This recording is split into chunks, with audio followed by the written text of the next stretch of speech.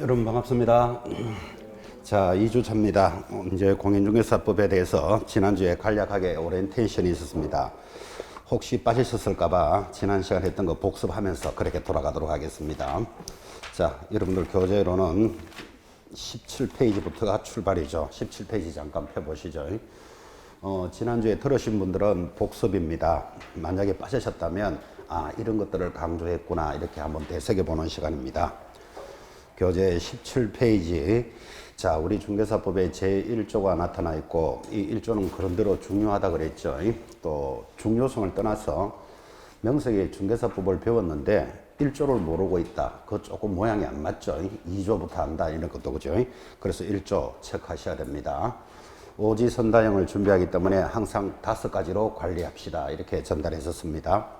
첫 번째, 공인중개사의 업무 등에 관한 사항을 정하여 하니까 공인중개사 동그라미 되어 있어야 됩니다. 전문성을 제고하고 전문성에 동그라미 되어 있죠. 중개업을 건전하게 육성하여 중개업에도 동그라미. 육성한다 그랬지 지도 육성 이런 표현 들어가면 주의해야 됩니다. 또는 중개업의 공신력을 제고하고 이러면 슬렁슬렁 공부하신 분들은 따라 들어간다 그랬죠. 육성 체크하시고, 최종 목적이 무엇입니까 하면 국민경제에 이바지한다 이제 이렇게 관리합니다. 자, 제1조 많이 강조했었고 또 명색이 자존심을 가지고 1조는 체크하셔야 됩니다. 이렇게 이제 전달하고 앞으로도 강조할 겁니다. 쭉 내려가면 크게 2번 용어의 정의가 제2조입니다. 옆에 암기라고 적혀 있습니까? 자, 독특하게도 모든 학습은 이해 위주로 해야 되는데 여기만 오면 암기해야 됩니다. 오히려 이해하면 틀리는 단어는 독특한 단어이죠. 그리고 이 용어의 정의 6가지는 돌아가면서 하나씩 출제도 하지만 용어를 모르면 앞으로 수업을 못 따라갑니다. 그래서 수업을 위해서라도 용어는 꼭 지키셔야 됩니다. 지난주에 이런 수업을 했었습니다. 용어를 공부하신 분들은 지금 밖에 있는 중개사무소에 가서 이 사무소에 공인중개사가 있습니까? 또는 공인중개사가 누굽니까? 그렇게 말하면 무식해진다 그랬죠. 자, 오늘 용어에서도 다시 체크하겠지만 공인중개사는 자격을 취득한 자로서 자격증이 장롱에 있는 사람입니다. 장롱에 있는 사람을 지금 중개사무소에 와가지고 공인중개사가 누굽니까? 이건 앞뒤가 안 맞는 말이잖아. 그죠? 반드시 그 묻는 사람은 이랬을 거예요.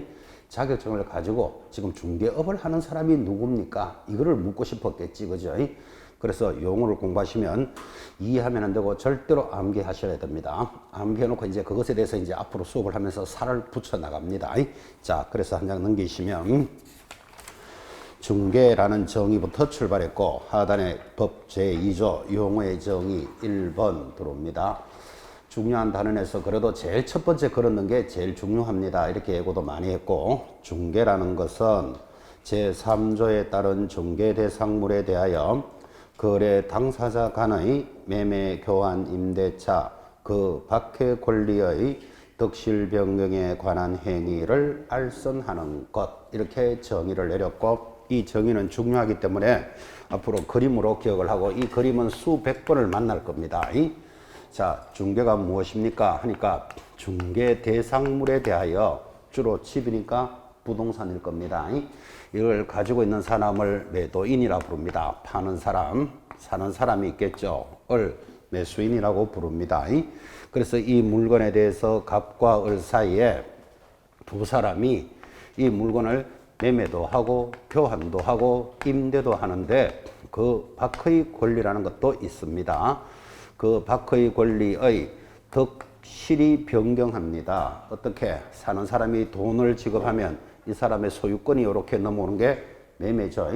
득실이 변경하는 것을 이렇게 알선해 주는 것, 이를 중개랍니다. 그러면서 지난주에도 많이 강조했지만 그러면 이 개업 공인중개사가 퇴근을 하면서 나 오늘 아파트를 중개하고 왔다 이럽니다.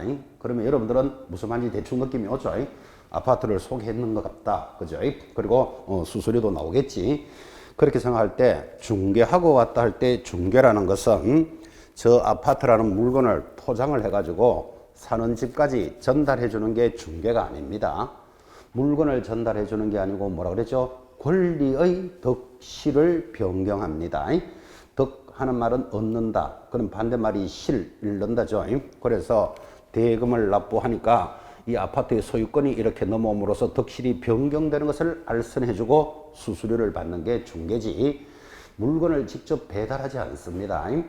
근데 이렇게 전달하고 출발하는 기초과정에서 출발을 하는데 1년 동안 공부하신 분도 아파트 오늘 중개하고 왔다. 나는 땅을 하나 중개했다. 그러면 땅을 직접 갖다 준 거라고 생각하는 사람이 의외로 많습니다. 그래서 권리의 덕실 변경을 알선해 주는 것, 이를 중개라고, 이 그림은 앞으로 이제 수백 번을 만나게 된다. 그죠?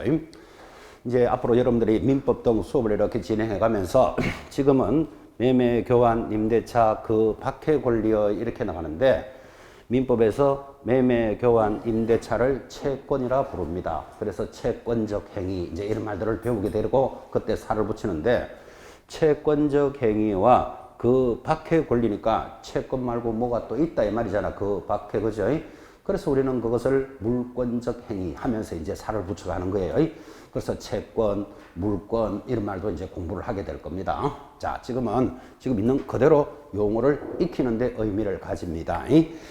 자, 오른쪽으로 갑니다. 교재 19페이지 하단, 지난 시간 거 복습하고 있습니다. 제일 밑에 2번 중개업이라는 정의가 들어오는데, 자, 제일 중요한 게 1번 중개가 그래도 1번이니까 제일 중요했다면 시험에서 많이 나온 건 중개업이 계속해서 출제됩니다. 원래도 중개업에 관한 판례 이런 게 출제가 됐습니다. 자, 오늘도 여러분들은 나는 자격증을 따면은 중개업을 할 거야. 왜 중개업을 하는가 하면 보수를 받을 수 있으니까. 그러면 중개업을 할 거야 라고 나름대로 생각을 하시지만 법에서 중개업은 이렇게 정의를 내려놨습니다. 한 장 넘기시면 20페이지 제일 상단, 거기 3번의 중개업이라는 정의 보이십니까? 반드시 세 가지 조건을 찾아야 됩니다. 지난주에 이렇게 수업했죠. 중개업 하면 글자가 세 글자니까 조건도 세 개다. 자꾸 이렇게 단조롭게 탁탁 걸었습니다. 조건이 세 개가 뭐죠? 다른 사람의 의뢰가 있어야 돼. 이거 빠지면 틀려요. 다른 사람의 의뢰.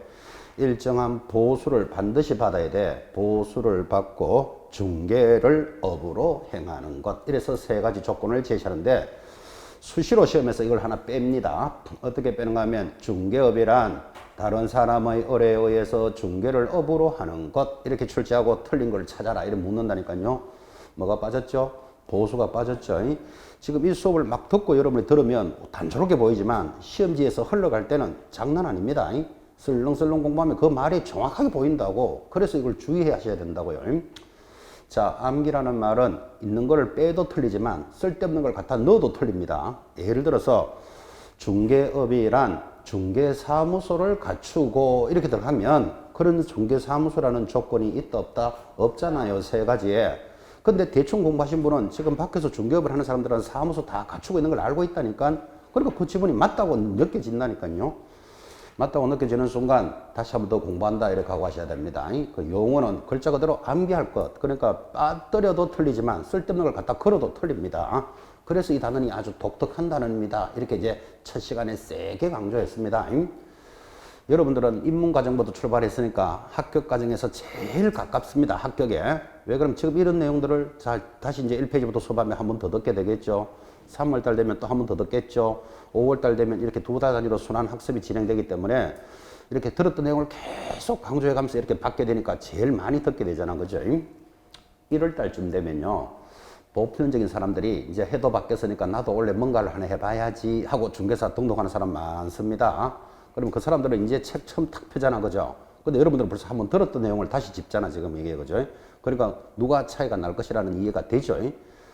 1월달보다 3월달에 새 식구들이 더 많이 옵니다. 왜냐면 1월달은 뭐 명절도 있고 날씨도 춥고 뭐 핑계 되는 거지 뭐 등등등 있어서 이제 꽃피는 3월이 탁 되면 아 나도 이제 원래는 이거 한번 해봐야지 이제 이렇게 또 각오를 되새기면서 3월달에 착 들어온다니까요. 그러면 잉크 냄새도 향긋한 새 책 탁 들고 펴겠죠. 여러분들은 벌써 두 번째 듣는 이야기를 3월달이면 그죠. 근데 그 사람은 탁 편다고 지금 책을. 그때 용어는 암기하셔야 됩니다 라고 수업을 할 텐데 그렇게 듣는 그 사람하고 두 번을 들어온 여러분들은 내용이 다를 수밖에 없죠. 그죠? 그래서 지금 오신 여러분들이 합격권에 제일 가까운 분들이다. 자꾸 이런 이야기를 하고 있습니다. 자, 그럼 먼저 와서 합격권에 가깝다는 건 이해가 되는데 먼저 와서 한 번 결석하고 한 번은 빠지고 한 번은 제끼고 그러면 또 똑같아지죠. 사정이. 그죠? 그래서 제가 지난주 수업했던 내용 중에 크게 강조했던 것 절대로 결석하지 마세요. 이거 이야기 굉장히 강조했습니다. 먼저 왔으면 지금 이 자리에 왜 왔죠? 합격하려고 왔잖아 지금. 그죠? 그럼 합격을 하기 위해서 가야 되는데 예습할까요? 복습할까요? 뭐 문제 풀까요? 이런 질문보다는 결석하지 말아야 돼. 그거 하나만 딱 잡으시면 벌써 합격은 50%를 잡고 가시는 겁니다. 그래서 가장 기초 과정에 있는 여러분, 입문 과정에 있는 여러분들이 가장 귀한 사람들입니다. 합격권에 가장 접근해 있으니까 그렇게 강조해 가면서 수업을 했었습니다. 자, 중개업의 정의 정리하셨고, 자, 오른쪽 21페이지 상단 공인중개사라는 정의 참 많이 강조했죠. 지금도 공부하지 않는 분들은 길가에 가는 사람을 아무나 붙들고 공인중개사가 뭐죠? 하면 거의 다 시험에 합격한 사람, 시험에 합격해서 부동산을 소개하는 사람, 그렇게 대답하는데 다 틀리는 대답이다 그랬다. 그죠? 그거는 우리가 이해할 때 그렇고 시험용으로는 정확하게 이렇게 기억하셔야 됩니다. 제일 위에 뭐라고 되어 있습니까? 이 법에 의해 자격을 취득한 자, 정확하게 가셔야 됩니다. 자격을 취득하고 중개업을 하는 자, 자격증을 교부받은 자를 말한다. 이런 말들이 얼마나 많이 나왔겠어요. 시험 자격을 취득한 자지 자격증 교부한 자 아닙니다. 그리고 이 법에 의해 이래 나가잖아 지금. 그죠? 이 법이 뭐죠? 공인중개사법에 의해 자격을 취득한 자 이 말이겠죠. 그죠? 실제로 이렇게 출제됐었어요. 외국 법령에 따라 자격을 취득한 자도 공인중개사로 본다. 출제한 바 있습니다. OX.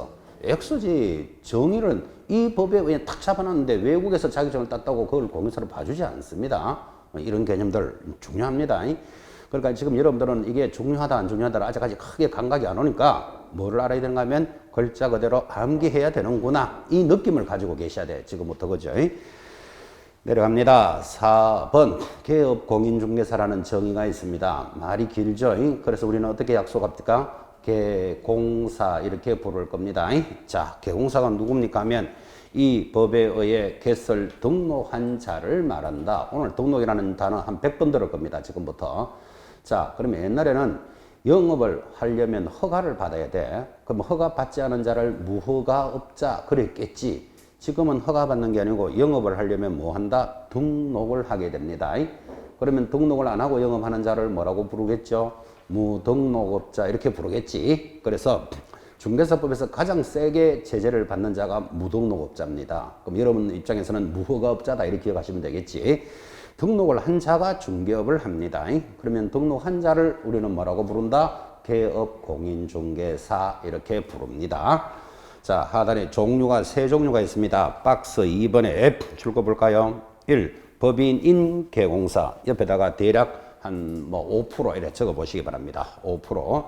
공인중개사인 개공사가 80%입니다. 80%. 그 다음 이름도 긴 7638호 부칙 6조 2항에 규정된 개공사 옆에 대략 한 15% 이렇게 적어 놓으면 세 종류로 구성이 되어 있다라는 걸 느낄 수 있고 이 종류 중에 뭐는 자꾸 늘어난다 그랬죠? 공인중개사인 개공사는 숫자가 자꾸 늘어납니다. 왜 늘어납니까?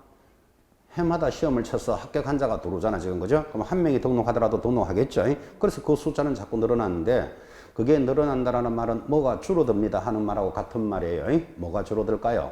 부칙 6조는 급격하게 줄어듭니다. 그래서 지난주 수업에서도 여러분들은 부칙 6조가 0% 되기 전에 빨리 합격해 놓으셔야 됩니다. 조만간에 부칙 6조가 없어지면 이제 개업거기서는 2사람만 남는다니까요. 그때는 자격증 없는 자는 중개업을 못하도록 법이 개정됩니다. 자격증의 가치가 달라질 겁니다. 제가 이런 이야기도 지난주에 전달했죠. 그죠? 기억을 되새기시면서 3명이 있다. 이거는 기억하시는데 거기 내려가면 3번 다른 법률에 따라 중개업을 할 수 있는 법인이라는 것도 있습니다. 제목에 크게 줄 꺼놓고 옆에 뭐라고 적혀 있죠? 특수법인 이렇게 적혀 있습니까?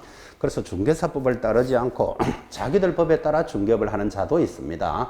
그를 특수법인이라 하고 바로 밑에 박스에 보면 농업협동조합법이라는 법에 따라 지역농업협동조합 하는 거 보이시죠? 지역농협에 동그라미를 딱 켜놓고 특수법인은 여러 개가 있는데 시험에서는 지역농협 요거 하나만 나옵니다. 그리고 요거는 우리는 이 법은 중개사법을 공부하시는 분들이지 농협조합법을 배워야 될 일이 없는 사람들이잖아. 그죠? 그래서 여기는 출제 빈도가 약한 거예요. 근데 우리나라 사람의 특징, 특수 이런 거 들어가면 굉장히 좋아한다 그랬잖아. 특수법인, 명품, 꽃배기 막 이런 거 들어가면 중요하지만 중개사법에서는 특수법인 별로 중요 안 합니다. 근데 문제가 안 나온다는 뜻은 아니고 1% 정도 나옵니다. 1%. 그럼 99%는 전부 중개사법에 따라서 모든 게 진행이 되겠지. 그죠? 그래서 지역 농협이 있다. 이 정도만 잡아 놓습니다. 넘어갑니다. 자, 넘어가니까 교재 23페이지 상단에 소속 공인중개사라는 정의가 돌았고, 이도 이름이 길어서 앞으로 소공사 이렇게 부를 겁니다. 자, 소공사가 누굽니까? 하니까 정의. 개업 공인중개사에 소속된 공인중개사 갈로 열고 개공사인 법인의 사원 임원으로서 공인중개사인 자를 포함한다. 포함의 동그라미. 로서 중개업무를 수행하거나 수행 동그라미. 중개업무를 보조하는 자를 말한다. 보조도 동그라미. 자, 그러면 암기를 해야 되니까 기본 단어 놓치면 무조건 틀립니다. 소공사 하면 세 가지. 포함하여 수행도 하고 보조합니다. 여러분이 만약에 지금 아직 수업을 많이 못하신 분이지만 이걸 가지고 문제를 내고 싶다면 어떻게 내야 될까요?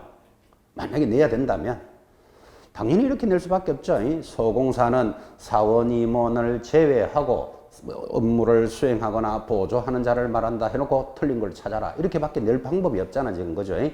그래서 단어 세 가지 딱 잡으셔야 됩니다. 일단 암기를 해놓아야 그 다음부터 살을 붙일 수 있습니다. 세 가지 짚으셔야 됩니다. 넘어가서 여섯 번째 중개보조원이라는 정의도 있습니다. 상단에 가장 중요한 용어가 뭐라 그랬죠? 공인중개사가 아닌 자부터 찾아내야 돼. 찾아내서 개공사에 소속되어 중개대상물에 대한 현장 안내 및 일반 서무 등 개공사의 중개업무와 관련된 밑줄 껐습니다. 단순한 업무를 보조하는 자를 줄 꺼놓고 보조의 동그라미. 자, 그러면 이제 중개보조원이 딱 들어오면 여러분들은 뭐부터 찾아야 되는가 하면 공인중개사 아닌 자라는 말이 있는지부터 찾아내야 되는데 이거를 빼고 읽어도 얼마나 말이 매끄럽습니다. 계속해서 모의고사 등에서 여러분 만나게 될 겁니다. 이제 훈련할 건데 공인중개사가 아닌 자 찾아놓고 단순한 업무를 수행합니까? 보조합니까? 보조만 하는 자예요. 그리고 지난주에도 살짝 읽었지만 단순한 업무가 뭘까요? 하니까 창문 열고 커피 끓이고 밀대 들고 청소하는 것 그런 것 소리 하면 틀린다 그랬죠. 옆에 뭐라고 되어 있습니까? 현장 안내 및 일반 서무를 단순한 업무로 하니까 여기에는 거래계약서나 문서를 작성할 수 없다는 것을 느끼셔야 됩니다. 현장 안내하는 것을 단순한 업무다. 이렇게 법에서 정의를 내려놨습니다. 그래서 이런 것들이 주의해야 됩니다. 자, 그래서 이제 6개 보조원까지 정의를 공부하셨고 지금 한 번 더 어떻게 다 기억하시겠어요? 근데 뭐는 알아야 되는가 하면 시험 치는 날까지 용어는 글자 그대로 암기해야 된다더라. 요건 기억해 놓으셔야 돼. 지금 그죠? 그러니까 이제 수업을 하면서 계속 익혀 나갈 겁니다.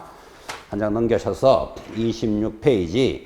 지난주에는 이 단원부터 먼저 공부하고 앞으로 넘어갔습니다. 왜? 공인중개사를 공부하시는 분들이니까 공인중개사 제도를 알아야 안 되겠느냐. 그래서 시험에 대한 출제 경량 이런 것도 이야기하면서 시험 과목 그리고 이런 것들을 전달할 때 이 단원부터 먼저 공부했습니다. 자, 여러분은 공인중개사를 되고자 하는 사람들인데 그래도 이 시험을 누가 시행할까요는 알아야 된다. 굉장히 강조했죠. 그래서 첫 번째 시험 시행기관장이 누굽니까? 하면 뭐라고 대답합니까? 시도지사 이렇게 대답합니다. 바로 밑에 내려가면 2번 국토장관은 이렇게 나가니까 예외적으로 국토장관이 시행할 수도 있다. 이게 시험 시행기관장이죠. 오늘 국가에서 큰 시험을 칩니다. 오늘 무슨 시험이죠? 오늘 수능일이죠. 국가가 완전 비상거리는 거 아시죠? 몇 시부터 몇 시까지 출근은 뭐 늦춘다, 뭐 비행기가 못 지나다니게 한다. 국가적으로 지금 통제합니다. 이 수능이 51만 명이 응시하는데 이 국가가 시행하는 이 51만 명의 시험을 누가 시행할까요? 방금 했잖아요. 국가에서 시행한다고. 그럼 국가에서 시행하니까 국가가 누구냐 이런 문제가 생기겠죠. 그래서 교육부에서 시행합니다. 수학능력시험 교육부 장관이 시행하니까 오늘 이제 시험이 끝나고 나면 오후 5, 6시에 이제 뉴스가 나올 때 그죠? 뭐 장관님이 바쁘신데 직접 하겠습니까? 장관의 밑에 있는 차관이라든지 시험위원장 뭐 이런 사람들이 있겠지 그죠? 그 사람들이 이번 수능은 어떤 문제가 어떻게 나왔고 어떤 식으로 했고 어떻게 됐습니다. 이제 이런 이야기도 뉴스에서 나올 거예요. 국가가 시행한다라는 것을 알 수 있는데 우리 중개사 시험도 국가가 시행하는 거죠. 왜? 원칙은 시도지사, 예외적으로 국토장관이 실시하니까. 여러분이 의외로 밖에 나가보면요. 자격증이 국가에서 시행하는 국가 자격증이 있고 일반 자격증도 의외로 굉장히 많습니다. 그러니까 여러분은 그냥 단조롭게 무슨 뭐 전기기사 자격증, 토목기사 자격증, 이런 식으로 듣는 게 많았겠지만 사실은 뭐 국가 자격증인지 개인 자격증인지 이런 거 별로 큰 의미 안 가지죠. 그 공부하는 사람은 그거 따면 되는 거지 뭐 그게 누구인지는 모르지만 같은 자격증이 크게 두 종류로 되어 있다니까요. 국가가 시행하는 자격증, 그 다음에 사자격증 이렇게 부릅니다.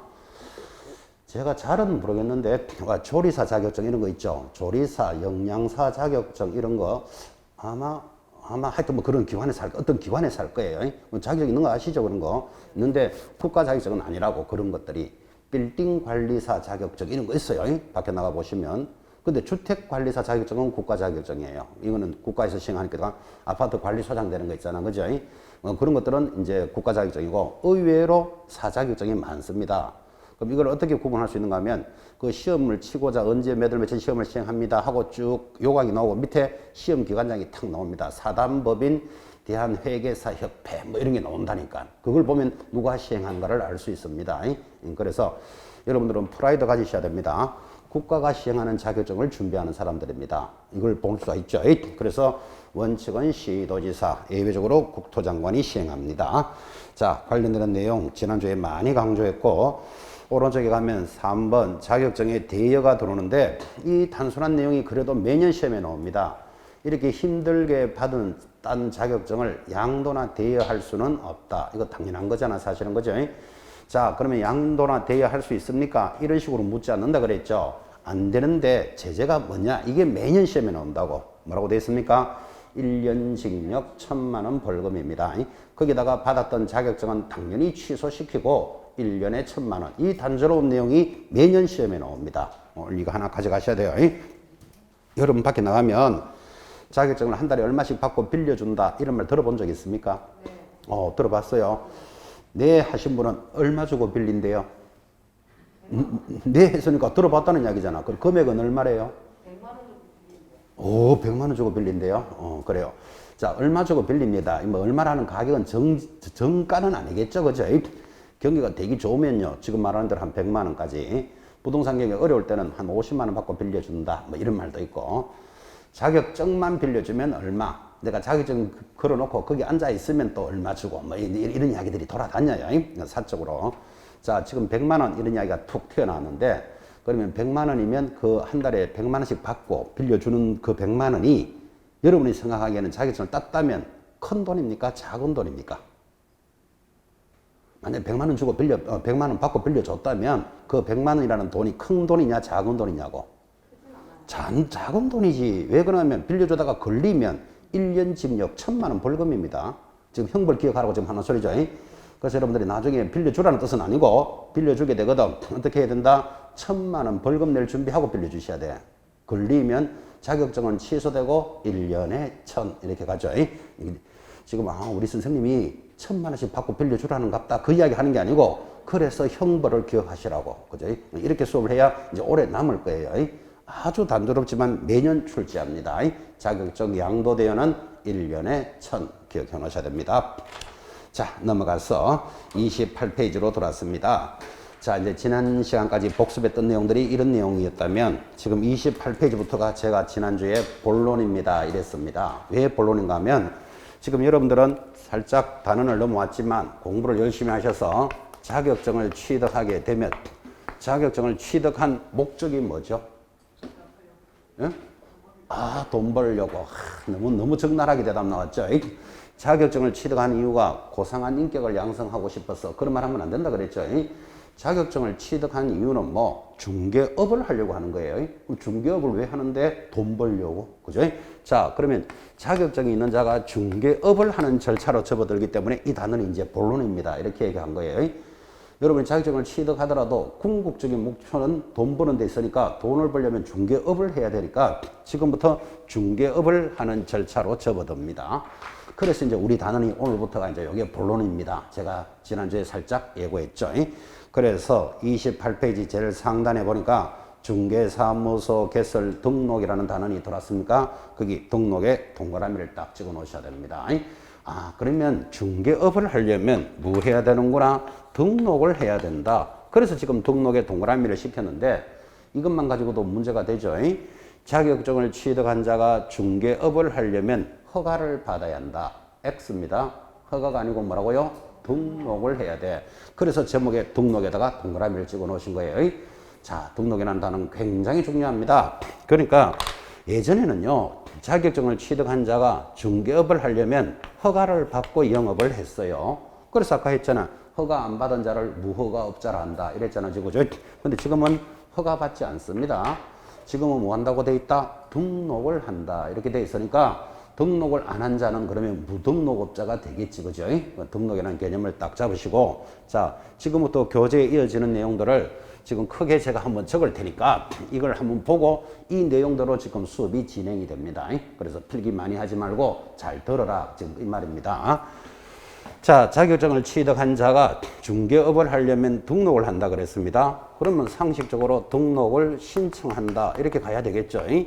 신청을 하면 접수하는 곳이 있겠죠. 접수가 되면 확인하는 절차를 거쳐서 등록이 되었다. 등록이 되었다를 등록필했다. 이렇게 이야기합니다. 등록필했다라고 통지를 해줘야 내가 등록이 됐는지를 알겠지. 그죠? 그래서 우리 법에서는 신청일로부터 며칠 내로 7일 내로 서면으로 통지하도록 되어 있습니다. 전화로 등록했습니다. 이렇게 연락이 옵니다. 공문이 딱 날아온다고요. 그래서 통지가 오면 가서 등록증을 받아야 되겠죠. 교부받고. 자, 이 등록증을 교부받은 자가 이 등록증을 반드시 게시하도록 되어 있습니다. 법에 게시를 걸어놓고 드디어 여러분이 원하는 중개 업무가 개시가 됩니다. 이제 영업이 시작된다 이 말이에요. 지금 이런 큰 절차를 등록의 절차고 이 절차대로 지금 교재를 공부합니다. 그래서 먼저 크게 한번 보신 건데, 자, 제가 빠르게 이렇게 적었는데 막 이런 단어들을 암기해야 될 내용이 절대로 아니죠. 이게 상식입니다. 자, 한번 보십시오. 등록을 해야 중개업을 할 수 있다 그랬잖아요. 그럼 첫 번째 뭐 해야 된다? 등록 신청해야 된다. 뭐 당연한 거잖아. 신청을 하면 접수하는 곳이 있겠죠. 접수가 되면 거기서 확인을 해서 별일이 없으면 등록이 되었다 통지해 줍니다. 며칠 내로? 7일 내로 서면으로 통지가 오면 여러분은 가서 등록증 받아야 되잖아. 그죠? 등록증을 교부받고 이를 걸어놓고 업무를 개시합니다. 이게 큰 절차입니다. 이거를 막 적어가면서 막 암기하려고 접근하는 분들이 있다니까요. 지금 상식적인 이야기를 하고 있는 거잖아, 사실. 그죠? 그런데 이런 것들이 시험 문제에 들어옵니다. 자, 보시면서 대답합니다. 중개 업무를 개시할 수 있는 가장 가까운 시점이 어디입니까? 1. 신청 단계, 2. 접수 단계, 3. 확인, 통지, 교부 단계 출제한 바 있습니다. 답이 몇 번? 업무 개시에 가장 가까운 시점. 등록증, 교부 단계. 이게 답이죠. 5번.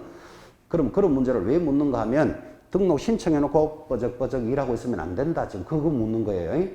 다시 등록이 됐다. 통지를 받고 업무하는 거 아닙니다. 반드시 등록증을 교부받고 해야 된다는 것을 요구하는 문제입니다. 그게. 그래서 이런 문제도 냅니다. 자격증이 있으니까 등록을 신청했겠죠. 자, 등록 신청한 자가 바로 중개 업무를 하게 되면 무등록업자로 처벌한다. 자, 이런 문제가 나왔다면 OX. 등록을 신청한 자가 중개 아파트를 사고 파는 것을 중개했다면 무등록업자로 처벌한다. 등록 안 됐잖아, 지금. 자격증 있다고 영업하는 거 아니라니까, 지금. 그죠? 문제가 그래 나옵니다. 자, 다시. 등록 통지를 받은 자가 중개 업무를 개시하면 무등록업자로 처벌한다. OX. X. 왜? 등록이 됐다는 소리는 들었잖아, 지금. 그죠? 그럼 최소한 무등록업자는 아니잖아. 그죠? 그 대신에 그 사람은 등록증 교부 안 받았겠죠. 게시도 안 했겠지. 그럼 이것들에 대한 제재는 받을지라도 무등록업자는 아니잖아. 그죠? 우리 중개사법에 무등록업자가 되면 3년 징역 3천만 원 벌금입니다. 제일 셉니다. 그래서 등록이라는 개념을 한번 느껴보셔야 돼. 자, 이런 절차대로 지금 진행을 합니다. 자, 그러면서 등록을 신청하면 이렇게 나가니까 신청은 아무나 할 수는 없겠죠. 그래서 조건이 있습니다. 첫째 자격을 취득할 것. 무슨 자격일까요? 이 자격을 취득할 것 할 때 자격이 뭘까요? 당연히 공인중개사 자격을 취득할 것. 영양사 자격을 취득하고 신청하는 건 아니겠지, 그죠? 그 다음에 여러분 잘 알다시피 자격은 취득했지만 중개업은 잘 할 수 있다, 없다? 잘 못하잖아. 시험은 합격했지만 내가 중개 업무는 잘 못하잖아, 그죠? 그래서 교육을 좀 받아야 돼. 그 교육을 실무 교육을 이수하고 이렇게 조건을 다는 거예요. 그리고 세 번째가 사무소를 확보할 것. 이게 등록을 하는 기준이니까 여러분 등록을 해야 중개업을 하니까 이 등록 기준에 대해서 시험에 안 물을 수가 없지. 그죠? 자, 등록을 하려면 첫째 조건이 뭐다? 자격을 취득할 것. 자격은 취득했지만 영업은 잘 못하잖아요. 그리고 교육을 좀 받아야 돼. 무슨 교육? 실무 교육을 이수할 것. 세 번째는 사무소를 사무소를 만들어 놓고 신청해야 돼. 그죠? 얼마나 모자르게 나왔는지, 그죠? 다음 등록 기준의 틀린 것을 찾으시오. 문제를 이렇게 내면서 사무소 확보 계획을 수립할 것. 이렇게 들어온 적이 있습니다. OX. X입니다. 계획을 수립하는 게 아니고 사무소를 확보하라 그랬습니다. 차이 나는 거 기억하셔야 됩니다. 그 말이나 같은 거 아닙니까? 다르지. 사무소를 만들어 놓고 오라 그랬다니까. 근데 시험에 뭐라고 나왔다? 사무소 확보 계획을 수립할 것. 이랬다니까요. 여러분 공부를 해야 됩니까? 공부 계획을 수립해야 됩니까? 공부를 해야 돼. 아침에 와가지고 동그라미 그려놓고 몇 시부터 몇 시까지는 뭐하고 계획만 잡는 사람이 있어요. 공부는 안 하고. 계획을 수립하는 게 아니고 공부를 할 것. 그죠? 그게 중요하죠. 그래서 기준 중요하다는 이야기를 지금 강조하고 있습니다. 자, 이 세 가지 조건을 갖춘 자가 접수를 하러 갑니다. 어디 가서 해야 될까요? 접수하는 단계라고 이야기했는데 어디서 접수할까요? 하니까 조건을 딱 보면 장소가 하나 보이잖아요. 어디? 사무소를 확보하고 오라 그랬잖아, 지금. 그죠? 그러니까 그 사무소가 있는 시장, 군수, 구청장에게 접수를 합니다. 자, 접수는 어디 가서 한다고요? 사무소가 있는 시장, 군수, 구청장. 여기서 등록을 해주니까 우리는 이것을 등록관청이다. 이렇게 부릅니다. 자, 그럼 이렇게 대답해도 되죠. 등록을 신청하는 자는 등록관청에 접수한다. 이렇게 말하면 되겠죠. 그때 등록관청이 어딥니까? 하면 사무소가 있는 시장, 군수, 구청장. 그죠? 자, 굉장히 중요한 단원이기 때문에 이제 법을 막 시작하는 여러분들, 제가 지난주에도 수업할 때 그랬죠. 지금 시험을 한번 쳐보셨거나, 1차라도 공부해 보셨거나, 여러 부류가 있지만, 여러분들 그래도 입문 과정에서는 전부 왕초보들입니다. 이렇게 생각하고 수업을 진행할 거다. 제가 그렇게 예고됐고, 지금 그래 진행합니다. 자, 지금 사무소가 있는 시, 군, 구를 등록관청이고 굉장히 중요하다 그랬으니까 이 수업을 이해했는지를 한번 물어보자고요. 여러분이 자격을 취득했습니다. 교육도 받았습니다. 사무소를 어디 가서 확보했는가 하면 서울에 가면 종로구가 있습니다. 서울특별시 종로구에 가면 관철동 이런 데가 있어요. 그 관철동에다가 중개사무소를 만들었대요. 사무소를 어디 만들었다고요? 종로구 관철동에다가 만들었습니다. 왜 이 사람이 여기 사무소 만들었을까요? 그렇지. 거기서 일하려고 또는 돈 벌려고 또는 잘 될 것 같아서 여기서 사무소를 만들었겠지. 자, 사무소를 만들었으면 등록을 하고 영업해야 된다 그랬잖아요. 등록관청이 어딥니까? 이러면 뭐라고 대답하실래요? 등록관청이 어디죠? 사무소가 있는 시, 군, 구청. 사무소가 어디 있다고요? 관철동에 있다고 그랬잖아요. 그럼 사무소가 있는 시, 군은 어디? 종로구청이 등록관청이다. 지금 이야기하고 있는 거예요. 종로구청에서 등록을 하고 영업을 하는데 시장, 군수, 구청장 이렇게 나가니까 헷갈려가지고 서울시장, 지금 서울시장 누구죠? 오세훈 시장한테 가서 등록해 주세요. 그럼 오세훈 시장이 어느 학원 출신입니까? 이런 거 묻습니다. 이게 잘못 왔다 이 말이에요 지금. 그럼 서울시장은 왜 해당되지 않을까요? 서울에는 구가 있으니까 이렇게 대답합니다. 네, 사무소가 있는 시장, 군수, 구청장이 등록관청입니다. 이런 문제를 묻는다고요. 종로구청인지를 찾아내라고. 그죠? 이런 기초죠, 사실은. 이제 한 번만 더 해볼까요? 여러분이 자격을 취득하고 교육을 받았고 사무소도 확보했어. 근데 사무소가 어디 있느냐 보니까 경기도에 가면 수원시가 있어요. 수원시에 가면 팔달구 이런 구도 있습니다. 팔달구가 있으니까 팔달동도 있겠지 뭐. 자, 자격증은 어디서? 서울에서 받았는데 수원에서 중개업을 할 수 있을까요? 있지. 왜 수원에서 하죠? 잘 될 것 같아서 거기서 하고 싶어서. 자, 그러면 여기서 사무소를 만들었으면 등록을 하고 영업해야 된다 그랬잖아요. 어디 가서 등록해야 될까요? 대답해봐요. 어디 가서 등록할까요?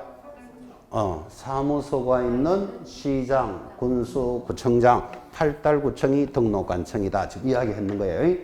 자, 그런데 또 시장, 군수, 구청장 하니까 헷갈려가지고 수원시청에 가서 등록해 주세요. 그러면 아까는 어느 학원 출신입니까? 묻는다 그랬죠. 서울시장은. 수원시청에서는 중개법 선생 어떤 놈입니까? 이러 묻습니다. 잘못 왔다 지금 이 말이에요 지금. 그래서 제 이름 말하면 안 돼요. 저는 정확하게 가르쳤기 때문에 수원시에 가는 게 아니고 팔달구청에 가는 거예요. 자, 그러면 수원시청은 왜 등록관청이 안 될까요?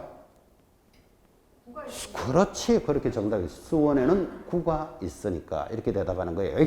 자, 그럼 여기서 여러분이 작은 차이를 하나 찾아야 되죠. 서울특별시라는 시와 수원시는 다르잖아요. 이건 일반시잖아 지금. 서울은 특별시잖아. 그죠? 인천광역시, 부산광역시 이런 말 들어보셨죠? 특별시, 광역시에는 무조건 구가 다 있어요. 여러분 서울 안 가봐도 서울에 구 있다는 건 저절로 알잖아. 그죠? 그러니까 광역시, 특별시는 등록관청이 안 되는 거예요. 왜? 구가 있으니까. 그죠? 자, 그런데 수원시는 일반시잖아 지금. 그죠? 근데 뭐 수원에 우리가 가까우니까 수원에는 구가 5개나 있습니다. 팔달구, 영통구 뭐 이렇게 해가지고 5가지나 있으니까 일단 무슨 시인지는 모르지만 구가 있으면 무조건 구에 간다. 이걸 기억하셔야 돼. 그래서 특별시, 광역시에 있는 종로구청, 강남구청, 서초구청은 주민들이 구청장을 직접 뽑잖아요. 그걸 구청장을 직접 뽑는 것을 자치구라 그래요. 자치구. 여기는 팔달구청장은 수원시장이 임명을 하는 구청장이에요. 이는 비자치구라 불러요. 이것조차도 여러분들 어려운 사람은 어렵다고. 그러면 자치구냐, 비자치구냐를 따지지 말고 구가 있으면 무조건 구에 간다. 이러면 이제 정리가 끝나는 거지. 그죠? 됐습니까? 자, 그래서 사무소가 있는 시, 군구를 등록관청이라고 굉장히 중요한 개념입니다. 이거. 등록관청에서부터 이제 모든 우리 법의 업무가 시작되는 거예요. 지적법에 가면 지적소관청이라는 말이 반드시 나오게 되어 있어요. 지적소관청 들어보셨습니까? 그러면 지적소관청이 어딥니까? 이러면 땅이 있는 소속관청을 지적소관청 이렇게 불러요. 시장, 군수, 구청장 이래 나갈 거예요. 근데 같은 시장, 군수, 구청장이 우리 중개사법에서는 등록을 해주니까 등록관청 이래 부르는 거예요. 아, 같은 시군구도 부르는 게 다르다 과목별로. 그죠? 이런 것도 이제 천천히 익혀가는 시간이에요. 자, 타 과목은 어쨌든 놔두고 지금 이 시간에 중개사법에서 등록관청은 사무소가 있는 시군구입니다. 자, 여기 가서 이제 접수를 하면 거기서 확인을 하겠죠. 뭐를 확인하는가 하면 첫째, 중개업을 못하는 사유, 결격 사유가 있는지를 확인합니다. 두 번째는 중개사무소가 적합한지를 여기서 직접 공무원이 나와서 확인해요. 예를 들어서 중개사무소를 텐트나 파라솔을 치고 영업하면 될까요? 안 될까요? 상식적으로 안 되겠죠. 컨테이너 박스 이런 데다가 중개업을 하면 안 되겠죠. 근데 여러분 지금 밖에 나가 보시면 텐트나 파라솔을 치고 영업하는 경우를 본 적이 있다, 없다? 있다, 없다? 많이 봤습니다. 아파트 단지 안에 모델 하우스 이런 거 하는 거 보셨죠? 텐트나 파라솔 쳐놓고 하는 거 보셨죠? 찌라시도 주고 휴지도 하나 주고 들어가기 싫은데 억지로 들어와서 보세요 하고 이런 것도 해보셨죠? 그런 곳에서는 사무소를 두면 안 되는 거예요. 그러면 지금 텐트나 파라솔 치고 영업하는 사람들이 있죠? 여러분 말다시피 적발되면 1년 징역 1,000만 원 벌금입니다. 그를 소위 뭐라고 부르냐면 떴다방 이래 부릅니다. 이제 영업이 끝나면 다른 데로 이동하잖아. 그죠?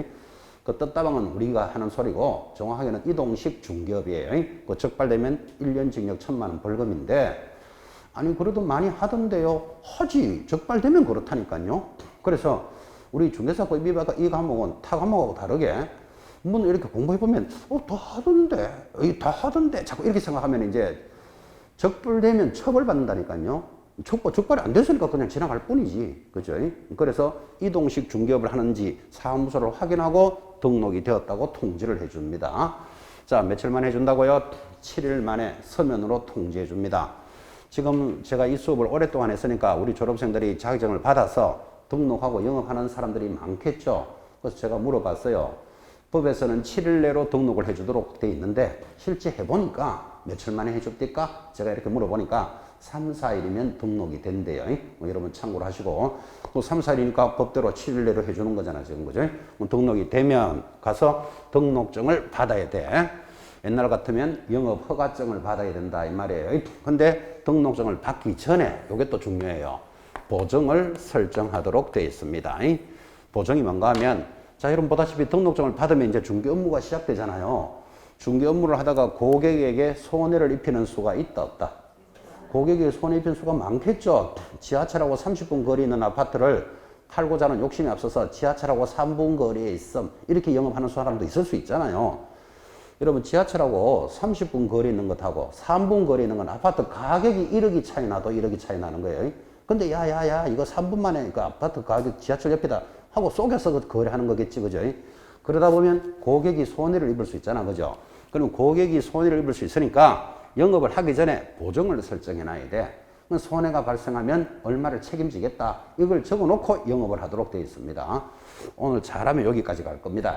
근데 이게 지난주에도 제가 살짝은 이야기했는데 공인중개사는 1억을 가입하고 영업을 했습니다. 1억을 가입하고 사고가 나면 책임진다 이런 뜻인데 1억이라는 금액이 높은 금액이다 낮은 금액이다. 아주 낮은 금액이잖아요. 지금 아파트 가격들이 폭등했다는 소리 들었죠. 서울의 아파트 웬만큼 거래하면 10억 이렇게 막 왔다 갔다 하는데 또는 거기다가 경매 물건 하나 받아주면 경무사가 한 달에 개업 공인중개사가 한 달에 매매 하나 경매 하나 받아줬다. 그러면 1, 20억이 왔다 갔다 하는데 사고가 나면 나 1억을 책임질 거야. 이 금액이 너무 약하잖아요. 이게 지금 그죠? 그래서 여러분부터 이 금액이 2억으로 올라가요. 100% 시험에 나와요. 100%. 그래서 그런 보정을 설정해야만 뭐를 내준다? 등록증을 교부해 주는 거예요. 그럼 이 등록증을 받아서 걸어놓고 영업을 하는데 약국이나 병원에 가보셨나요?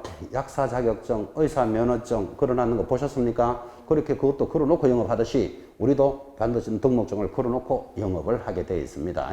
이거 위반하면 100만 원짜리 과태료입니다. 그래서 여러분 중개사무소에 가보면 전부 쫙 걸어놨는 거 참고로 보실 거예요.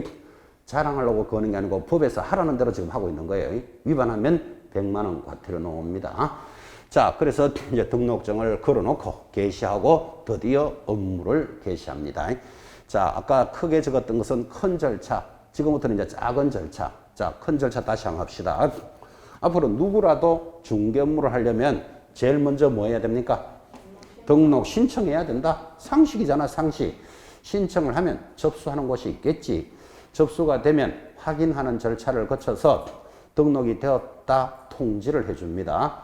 통지해주면 가서 등록증을 받아야 되는데 등록증 받기 전에 뭐를 설정한다? 보정을 설정해야 됩니다. 보정을 설정한 것을 확인하고 등록증을 교부해주면 등록증을 개시하고 드디어 업무가 개시된다. 이게 큰 절차입니다. 세부 절차. 자, 그럼 등록을 신청할 때는 아무나 신청할 수는 없다. 기준이 맞아야 된다. 첫째 기준이 뭐? 자격을 취득할 것. 두 번째, 교육을 이수할 것. 세 번째, 사무소를 확보할 것. 이게 등록 기준입니다. 이런 기준을 갖춘 자가 어디 가서 등록해야 될까요?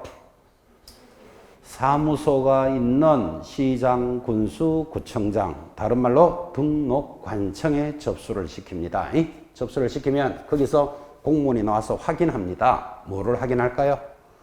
중개업을 못하는 사유, 결격 사유가 있는지를 확인합니다. 또 중개사무소가 적합한지, 무허가 건물인지 아닌지 이런 것들을 확인해서 별일이 없으면 등록이 되었다 통지를 7일 만에 해주는데 졸업생들한테 제가 물어보니까 현실적으로는 며칠 만에 해준다고요? 3, 4일이면 해준다. 참고하라고 제가 이야기한 겁니다. 자, 그럼 이제 등록 통지가 왔으니까 이제 보정을 설정하고 그 보정 설정하면 등록증을 교부해 주니까 그것을 걸어놓고 중개 업무가 개시가 됩니다. 이제 작은 절차. 여기 있는 노란 글씨로 적어놓은 작은 절차들은 하나가 다 시험 문제입니다. 글자 그대로. 자, 첫 번째, 자격을 취득할 것. 이렇게 나가니까 우리 지난 시간에 했죠. 이 자격은 누가 시행합니까? 시도지사가. 그죠? 그러면 시험 칠 수 있는 자격은, 이런 자격증은 양도되어야 하면 어떻게 되는데, 이런 식으로 자격증에 관한 문제 반드시 나옵니다. 자, 바로 이제 1시간 쉬고 하겠지만 실무 교육을 이수하라 그랬죠. 그럼 여러분 상식적으로 실무 교육을 어디 가서 받아야 되는지, 몇 시간을 받아야 되는지, 실무 교육의 내용은 뭔지 이거 당연히 시험에서 물어야 안 되겠어요. 사무소를 확보할 것. 그러면 사무소를 몇 개나 해야 되는지, 또 사무소는 어떤 사무소여야 되는지에 관한 문제가 반드시 나온다 이 말이에요. 전부 다 시험 문제입니다. 등록관청 시험에서 빠질 수가 없습니다. 등록관청으로부터 이 법이 출발한다 그랬잖아요. 지금 그죠? 등록관청에 관한 문제 반드시 들어옵니다. 중개업을 못하는 사유를 결격사유라고 그랬습니다. 오늘 결격사유 공부합니다. 좀 이따가.